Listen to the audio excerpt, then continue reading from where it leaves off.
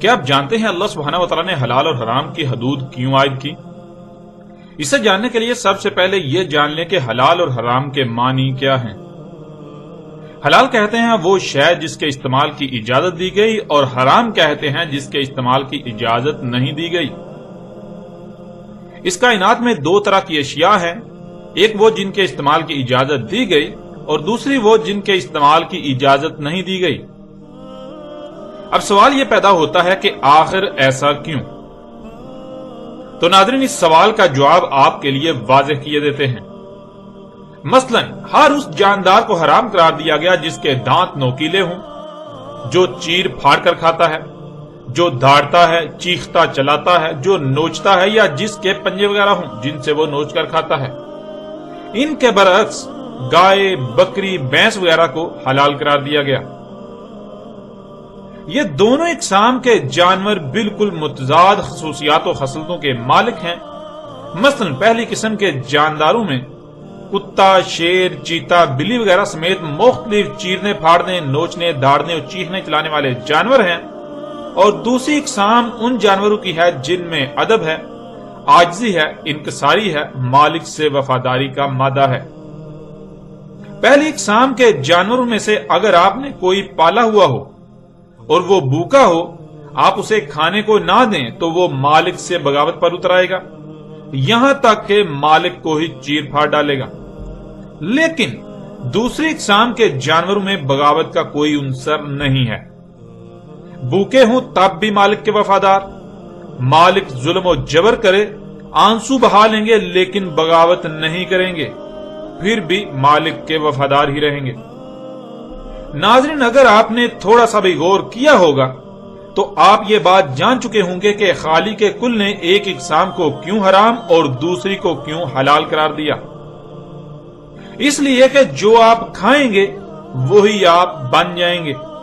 اگر آپ پہلی اقسام کے جانوروں کو کھائیں گے تو آپ انسانی صورت میں درندے بن جائیں گے، آپ میں بھی وہی خصلتیں آ جائیں گی، معاشرے تباہ و برباد ہو جائیں گے، انسان اپنے مالک اللہ سبحانہ و تعالیٰ سے قدم قدم پر بغاوت کرے گا، خون سفید ہو جائیں گے، احسان ختم ہو جائے گا، صلہ رحمی ختم، دھوکہ، فراڈ، قتل و غارت عام ہو جائے گی، بے حیائی و فحاشی عام ہو جائے گی۔ انسانوں کے روپ میں کائنات کی سب سے بدترین مخلوق کا منتشر مجمع وجود میں آ جائے گا۔ جنگل و بیابانوں میں تو تحفظ کا احساس ہوگا، مگر ایسے انسانی معاشرے میں تحفظ کا تصور تک ناپید ہو جائے گا۔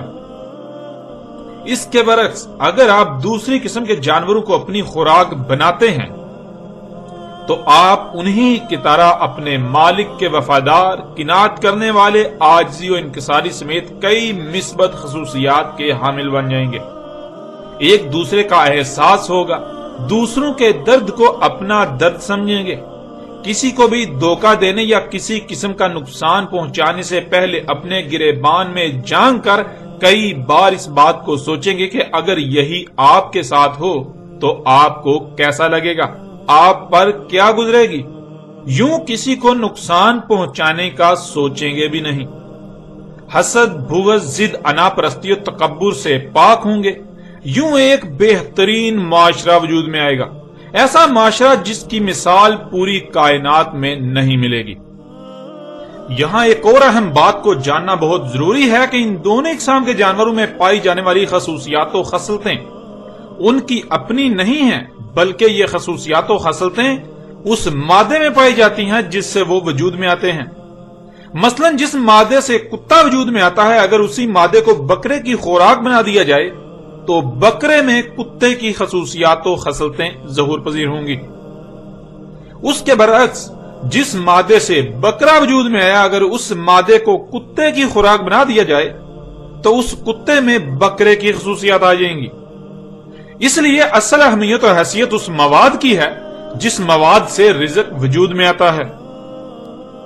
تو ناظرین، اب آپ اپنے گریبان میں جھانکیں، اپنے ارد گرد غور کریں، اپنے معاشرے کو دیکھیں، اس وقت پوری دنیا کی مجموعی طور پر صورتحال کیا ہے۔ حقیقت آپ کے سامنے ہے، اور اس کی اصل وجہ وہ خوراک ہے جو آج پوری دنیا میں کھائی جا رہی ہے۔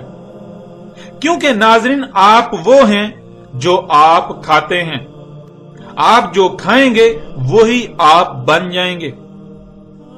تو ناظرین اپنی اور اپنے عزیزوں کی اصلاح کے لیے قدم اٹھائیے، خوراک پر توجہ دیجیے اس سے پہلے کہ وقت ہاتھ سے نکل جائے۔ اور آخر میں آپ سے درخواست ہے کہ اپنا فرض سمجھتے ہوئے اس پیغام کو زیادہ سے زیادہ انسانوں تک پہنچا کر محسنین میں شامل ہو جائیں۔ آپ کا ایک کلک نہ جانے کتنی انسانیت اور آپ کی اپنی فلاح کا سبب بن سکتا ہے، لہذا دیر مت کیجیے اور زیادہ سے زیادہ شیئر کیجیے۔ اور اگر آپ نے ہمارا یوٹیوب چینل ابھی تک سبسکرائب نہیں کیا تو آپ سے درخواست ہے کہ اسے بھی ضرور سبسکرائب کیجیے۔